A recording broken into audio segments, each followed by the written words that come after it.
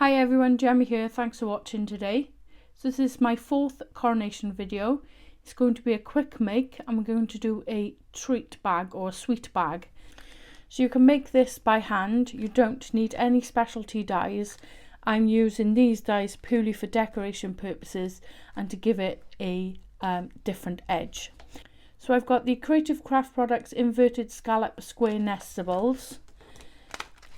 Also in the same range, the Scalloped Square Nestables. Then from Made to Surprise, I've got the Shutter Card Collection Baked Goods Edition set. And I've just used this bunting here. And then I've got a selection of dies from when I first started crafting. And I've got this crown die that I'm going to use. So I prepared all my pieces beforehand. So I've got this white piece of cardstock in the scallop square. And this one measures just shy of 5.5 squared. So I've scored in the center of this panel and we're going to fold this in half like so. I've then got the cellophane bag that measures 4 3/4 by 7 1/4.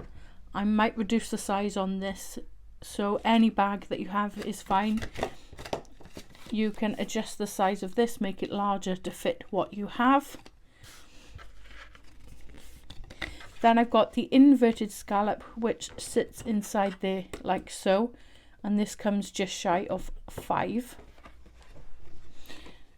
I've scored in the center just as a guide, and what I'm going to do is trim this down using that score line as a guide.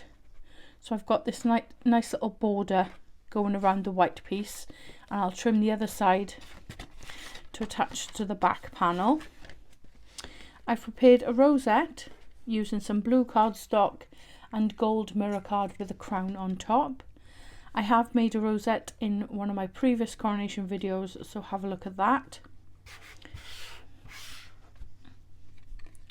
And I've got this bunting that will go sort of over the corner like so. So first of all, I'm going to trim this to size. So I'm going to line this up on the cardstock. I'm not going to measure anything. So I'm lining the score line of the red pattern paper to the score line of the white. And I'm just going to mark with a pencil about where I want to cut. So I'll do that on both sides actually. And then I'll trim it down once. So I think about there.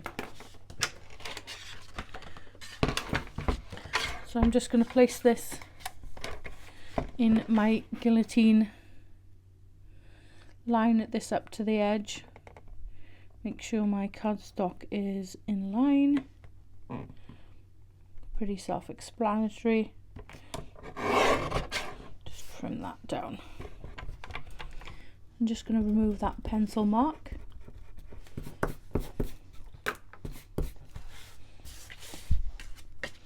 So I'm going to go ahead and attach these two panels to the white panel. So I'm just using Clal glue to attach these panels. This video has been inspired by Sam Calcott, who made a similar project for an Easter make. Such a quick and simple way of gifting some sweets, some chocolates, a little handmade gift. So there's my panels attached. I'm just going to fold it over with the center score line as a guide.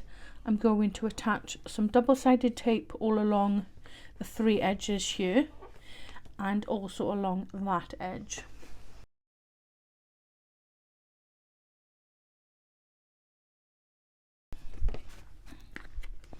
So I'm just going to have a look at how much of the bag I want to use.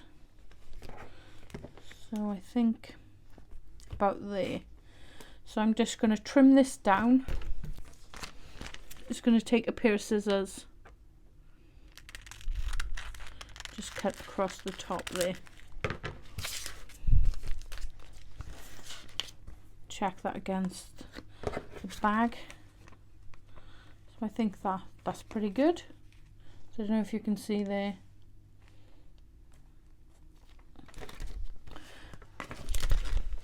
You can always bring it down to fit the treats if you wish. But I think that's a generous amount.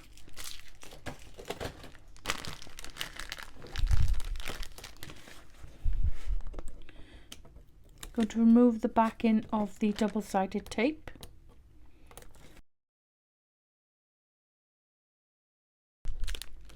And I'm just going to place the bag over the one edge like so.